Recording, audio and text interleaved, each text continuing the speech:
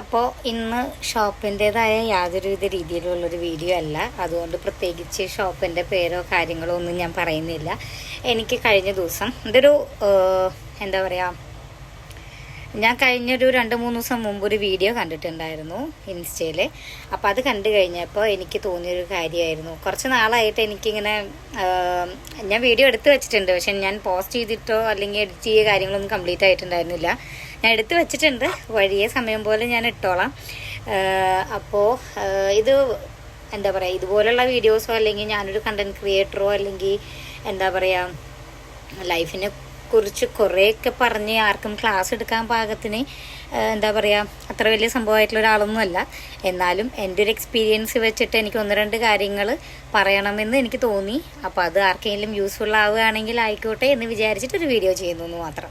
Okay, പിന്നെ ഞാനിത് class എടുക്കാൻ പാകത്തിന് പഠിച്ച് പ്രീ പ്ലാൻ ചെയ്ത് എല്ലാം സെറ്റാക്കിയിട്ട് ചെയ്യുന്നൊരു വീഡിയോ അല്ല. യാതൊരു പ്ലാനിങ്ങും ഇല്ല. പെട്ടെന്ന് എനിക്ക് തോന്നി, എനിക്ക് അങ്ങനെ ആ ഒരു വീഡിയോ കണ്ടപ്പോൾ എനിക്ക് വീഡിയോ ചെയ്യണമെന്നുണ്ടായിരുന്നു.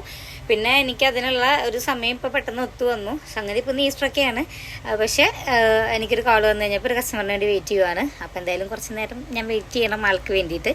അപ്പോൾ തോന്നി എനിക്ക് വീഡിയോ എടുക്കാൻ വെറുതെ ഇരിക്കണ്ടല്ലോ എന്ന് വിചാരിച്ചു. അങ്ങനെ ഞാൻ എടുക്കുന്നൊരു വീഡിയോ ആണ് എന്ന് കരുതി പറയുന്ന കാര്യങ്ങളിൽ വെറുതെ ഒരു ടൈം പാസിന് വേണ്ടി ഞാൻ ചെയ്യുന്നൊരു വീഡിയോ ഒന്നും അല്ല കേട്ടോ. പറയുന്ന കുറച്ച് കാര്യങ്ങൾ എസ്പെഷ്യലി ഫോർ ഗേൾസ് ആണ് യൂസ്ഫുൾ ആവുമെന്ന് വിചാരിക്കുന്നു. അപ്പം ഞാൻ പറഞ്ഞു തുടങ്ങാം. അപ്പോൾ ആ കണ്ട വീഡിയോനെ കുറിച്ചിട്ട് ഞാൻ ആദ്യം ജസ്റ്റ് ഒന്ന് മെൻഷൻ ചെയ്യാം. ഞാനിപ്പോൾ റീസെൻ്റ്ലി ഒരു 2-3 ഡേയ്സ് മുമ്പ് ഇൻസ്റ്റയിൽ ഒരു വീഡിയോ കണ്ടു. അതിൽ ആ വീഡിയോ കണ്ടിട്ട് കുറച്ച് ഭാഗം ഞാൻ കണ്ടുള്ളൂ. അതിൽ ഹസ്ബൻഡ് മാരീഡ് ആയിട്ടുള്ള ഒരു ലേഡി അവരെ ഹസ്ബൻഡിൻ്റെ വീട്ടിൽ മദറിൻലോ അതുപോലെ സിസ്റ്ററിൻലോ ഉണ്ടെന്ന് തോന്നുന്നു. അതെനിക്ക് കറക്റ്റ് ഓർമ്മയില്ല. മദറിൻലോനെയാണ് ഇത് കാണിച്ചിട്ടുള്ളത്. അപ്പോൾ തെളിവില്ലാത്തത് കൊണ്ട് എല്ലാ കാര്യങ്ങൾക്കും നമുക്ക് ജുഡീഷ്യറിയുടെ കാര്യം നോക്കുകയാണെങ്കിൽ എല്ലാത്തിനും നമുക്ക് തെളിവുണ്ടെങ്കിൽ മാത്രമാണ് നമുക്ക് എന്ത് ചെയ്യാൻ പറ്റുള്ളൂ. നമുക്ക് നമ്മുടെ സ്റ്റേറ്റ്മെൻറ്റ് അതവിടെ പ്രൂവ് ചെയ്യാൻ പറ്റില്ല. പ്രൂവ് ചെയ്യാൻ പറ്റിയാൽ മാത്രമാണ് ഓപ്പോസിറ്റ് ഇരിക്കുന്ന ആൾക്ക് നമുക്ക് എന്താണെങ്കിലും നമുക്ക് ചെയ്തു കൊടുക്കാൻ പറ്റുള്ളൂ. അതായത് ശിക്ഷ കിട്ടേണ്ട കാര്യത്തിനാണെങ്കിൽ പോലും ഒരാൾ ഒരു എന്താ പറയുക ഒരു തെറ്റ് ചെയ്തിട്ടുണ്ടെങ്കിൽ ശിക്ഷിക്കപ്പെടണം എന്നുണ്ടെങ്കിൽ അതിന് തെളിവ് മസ്റ്റാണ്. അതില്ലാതെ നമ്മൾ വാവിച്ച് എന്ത് പറഞ്ഞിട്ടും ഒരു കാര്യമില്ല. അത് കുറേ കാലങ്ങളായിട്ട് എല്ലാവർക്കും അറിയുന്നൊരു കാര്യമാണ്. ഞാനായിട്ട് പ്രത്യേകിച്ച് കാര്യം പറഞ്ഞ് പഠിപ്പിച്ചിരേണ്ട ഒരു കാര്യമൊന്നുമല്ല. അപ്പോൾ കൂടുതൽ വലിച്ചു നീട്ടുന്നില്ല. കാരണം അത് ഫുള്ളായിട്ട് പറയണമെന്നുണ്ടെങ്കിൽ ഞാൻ ഇങ്ങനെ വലിച്ചു നീട്ടി എൻ്റെ ഒരു സ്വഭാവം വെച്ചിട്ട് ഇങ്ങനെ മറ്റേ പോയിന്റും കുത്തും കോമയൊക്കെ വെച്ചിട്ട് ഇങ്ങനെ വരും. നീണ്ട കഥയായി പോവുക ഇപ്പോൾ അത്. അപ്പോൾ അത് ചുരുക്കി പറയാം ഞാൻ, അതാണ് നല്ലത്. അപ്പോൾ അതിൽ കണ്ടൊരു കാര്യം എന്താണെന്ന് വെച്ച് കഴിഞ്ഞാൽ അതിൽ പുള്ളിക്കാരത്തിയുടെ ഭാഗത്തു നിന്ന് സംസാരിക്കാനായിട്ട് അല്ലെങ്കിൽ ഹസ്ബൻഡ് വീട്ടിൽ പോയിട്ട് സംസാരിക്കാനായിട്ട് പുള്ളിക്കാരത്തിയുടെ ഉപ്പയോ ആങ്ങളോ ഇനീഷ്യേറ്റീവ് എടുക്കില്ല. അല്ലെങ്കിൽ അവർ മരണപ്പെട്ടതാണോ എന്താ അറിയില്ല. അതായത് അവർ ഇനീഷ്യേറ്റീവ് എടുക്കില്ല.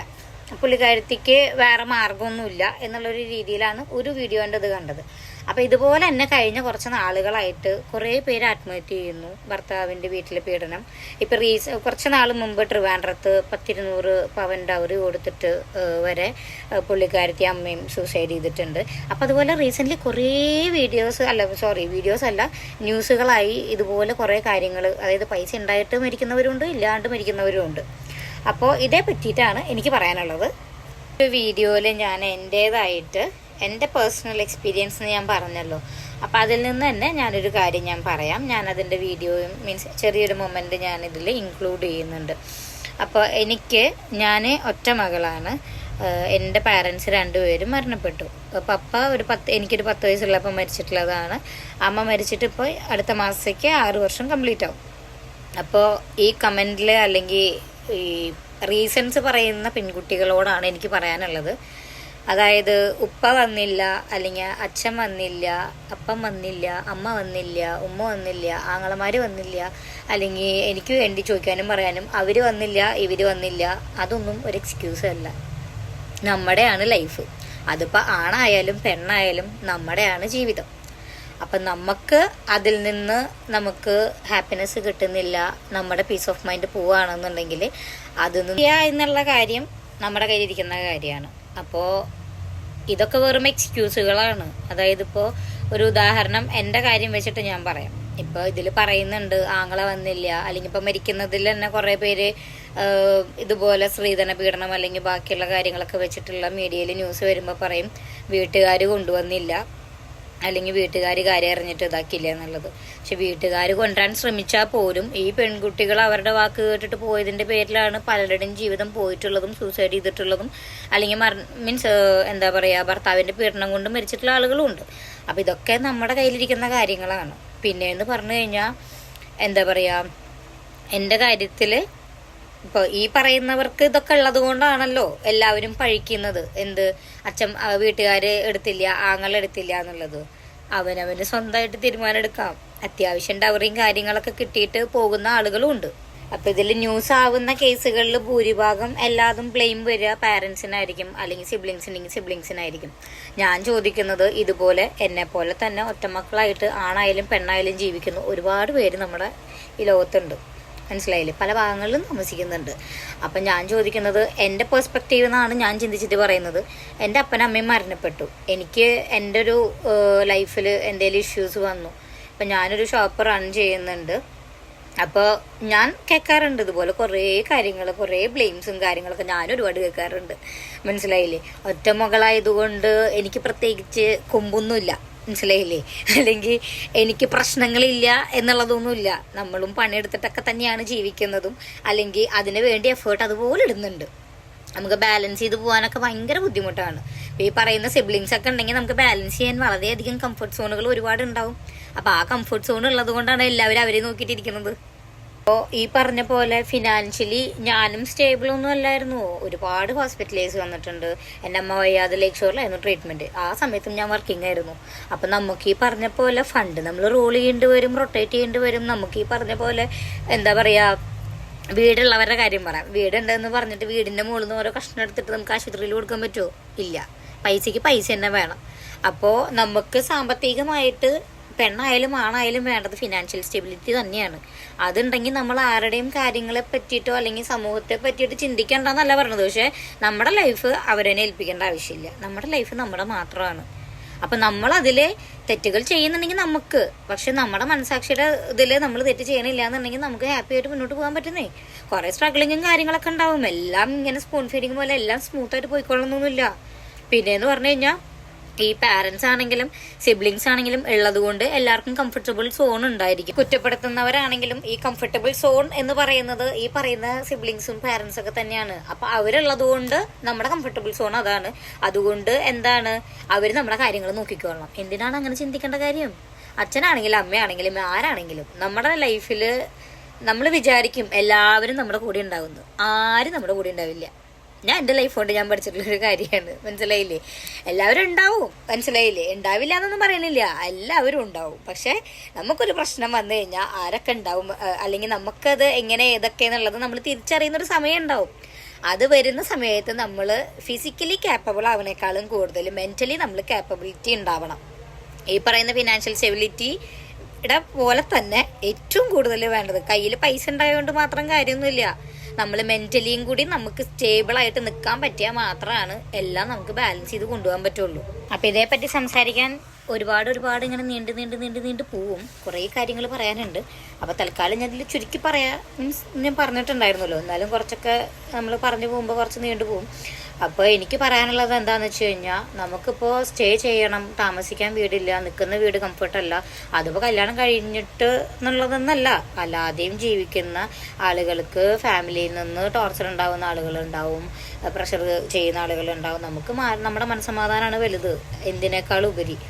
സോ നമുക്ക് മാറി താമസിക്കണമെന്ന് തോന്നുകയാണെങ്കിൽ മാറി താമസിക്കുക.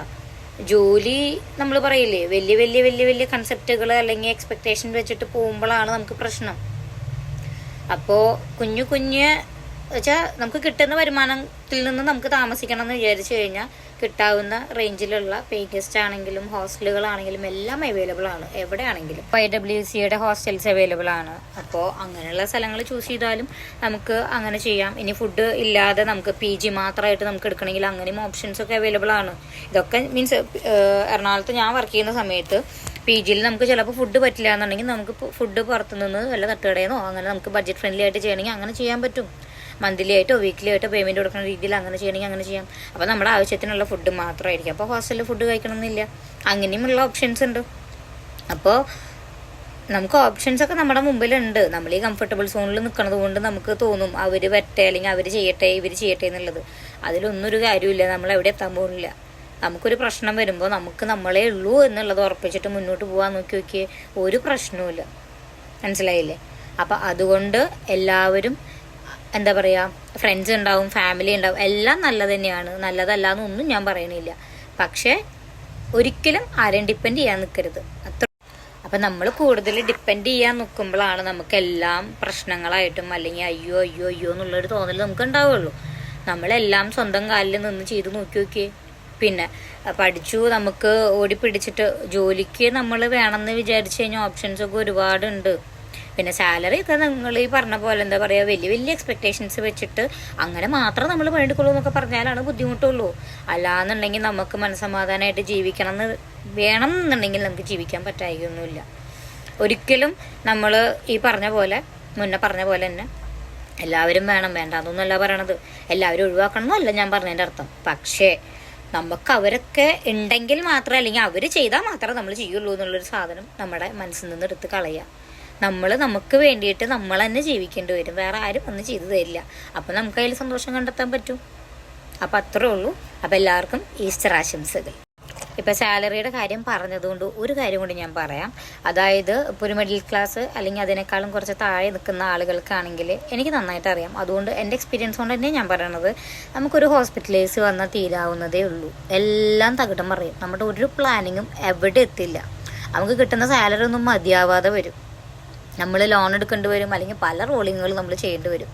പക്ഷേ നമുക്കൊരു ജോലി ഉണ്ടെങ്കിൽ നമുക്കത് ആ റോളിംഗ് ആണെങ്കിൽ നമുക്ക് ബാലൻസ് ചെയ്ത് കൊണ്ടുപോകാൻ പറ്റും. അപ്പോൾ അതുകൊണ്ടാണ് ഞാൻ പറഞ്ഞത്, നമ്മൾ തുടക്കത്തിൽ ഇപ്പോൾ ഒരു ജോലി കിട്ടുമ്പോൾ അയ്യോ എനിക്ക് 15,000 വേണം, 20,000 വേണം, 30,000 വേണം, അതിന് മാത്രമേ പോകുള്ളൂ എന്ന് ചേർന്ന് കഴിഞ്ഞാൽ ചിലപ്പോൾ ടൈം എടുക്കുമായിരിക്കും. പക്ഷെ നമുക്ക് പെട്ടെന്നൊരു ജോലി വേണം, കുറച്ചെങ്കിൽ കുറച്ച് നമുക്ക് നീക്കിരിപ്പിനെ വെക്കാൻ പറ്റുമെന്നുള്ളൊരു ഏജ് ഉണ്ട്. ആ ടൈമിൽ തന്നെ പറ്റുള്ളൂ. കുറേ പ്രായമായിട്ട് നമുക്ക് 5,000 പണിയെടുക്കുക പറഞ്ഞാൽ നടക്കില്ല. ഇനീഷ്യൽ ടൈമിലുള്ള കാര്യമാണ് ഞാൻ പറയുന്നത്. അങ്ങനെയുള്ളവർ, ഇപ്പോൾ എൻ്റെ തുടക്കത്തിൽ 5,000 രൂപയാണ് എൻ്റെ ശമ്പളം. 5,000 രൂപയിൽ നിന്ന് ഞാൻ തുടങ്ങിയിട്ട് പിന്നെ എനിക്ക് അടുത്ത ജോബ് വരുമ്പോൾ 5,000 ഒരിക്കലും എന്നെ ഒരാളും വിളിക്കില്ല. എക്സ്പീരിയൻസ് ഉണ്ട്. അപ്പോൾ അടുത്തത് അതിനേക്കാളും കുറച്ചുകൂടി ബെറ്റർ ആയിട്ടുള്ള സാലറി ആയിരിക്കും. അത് കഴിഞ്ഞ് ഞാൻ MNCയിൽ കയറി കഴിഞ്ഞപ്പോൾ എനിക്ക് അതിനേക്കാളും രണ്ടാമതൊരു MNCയിൽ കയറുമ്പോൾ എനിക്ക് അതിനേക്കാളും നല്ല ഓപ്പർച്യൂണിറ്റീസാണ് എനിക്ക് മുന്നിൽ ഓപ്പൺ ആയിട്ട് വന്നിട്ടുള്ളത്. അപ്പോൾ അതുകൊണ്ട് കിട്ടുന്ന ചെറുതാണെങ്കിലും ഒന്നും മിസ് ചെയ്യാതിരിക്കുക. അപ്പോൾ എന്താ പറയുക, ഈഗോ വെച്ചിട്ട് ഇരുന്ന് കഴിഞ്ഞാൽ അവിടെ ഇരിക്കുന്നേ ഉള്ളൂ, ഒരു മാർഗ്ഗവും ഉണ്ടാവില്ല നമ്മുടെ മുമ്പിൽ. അപ്പോൾ ഈഗോ ഒക്കെ കുറച്ച് മാറ്റി വെച്ച് നമുക്ക് പണിയെടുക്കാം. അല്ലെങ്കിൽ ഈഗോ മാത്രമല്ല കേട്ടോ, എന്താ പറയുക, നമുക്ക് ഈ പറഞ്ഞ പോലെയുള്ള കംഫർട്ടബിൾ സോണും ഒന്നങ്ങോട്ട് മാറ്റി വയ്ക്കുക. നമുക്ക് വേണ്ടി ജീവിക്കുക. അങ്ങനെയൊക്കെ വിചാരിച്ചു കഴിഞ്ഞാൽ ഓപ്പർച്യൂണിറ്റീസൊക്കെ തന്നെ വരും, എല്ലാം സെറ്റാവും. അപ്പോൾ അത്രേ ഉള്ളൂ. ഇനി ഇതേപ്പറ്റി പറയാനൊക്കെ ആണെങ്കിൽ ഒരുപാടുണ്ട്. അത് ആവശ്യം പാർട്ട് 2 ഉണ്ടെങ്കിൽ പറഞ്ഞാൽ മതി, ഞാൻ ചെയ്യാം. അത്രേ ഉള്ളൂ. അപ്പോൾ എല്ലാവർക്കും ഈസ്റ്റർ ആശംസകൾ. അപ്പോൾ ഓക്കെ, ബൈ, താങ്ക് യു.